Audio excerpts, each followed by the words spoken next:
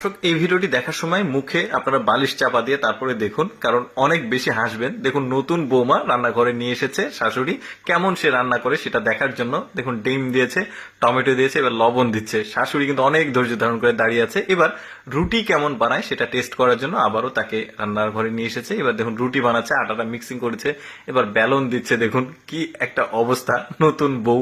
এরপরে এটাকে আবার কয়লাতে দিয়ে দিচ্ছে। ঠিক আছে, শাশুড়ি কিন্তু অনেক ধৈর্য ধারণ করে আছে। এবার ধৈর্যের বাঁধ ভেঙে গেলে দেখুন কি অবস্থা হয়। এটা কি করছো তুমি? চুলায় তো ধরাওনি, সব নিয়ে হড়মড় করে পড়ে গেছে।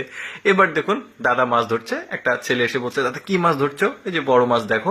যে দাদা আমি একটু দেখি মাছটা হাত দিয়ে। তো মাছটা তুলেছে, সাথে সাথে মাছটা লাফিয়ে নিচে পড়ে গেছে। এখন এর অবস্থা কি হয় দেখুন, দৌড় দিয়ে পালিয়ে চলে গেছে।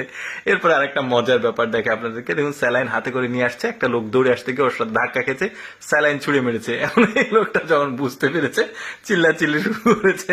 কি একটা অবস্থা। তারপরে দেখুন, এখানে এক পেপসি ছিল, নিয়ে চলে গেছে। এখন পেছন থেকে সে বলছে, আরে আমার পেপসি নিয়ে যাচ্ছেন কেন? ও যে আপনার পেপসি তো পেছনেই আছে। তো বলছে, আচ্ছা সরি সরি সরি, এটা তো আমারই পেপসি।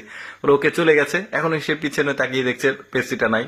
আরেকজন ওর সাথেই সঙ্গী আর কি, এর সঙ্গে আসলে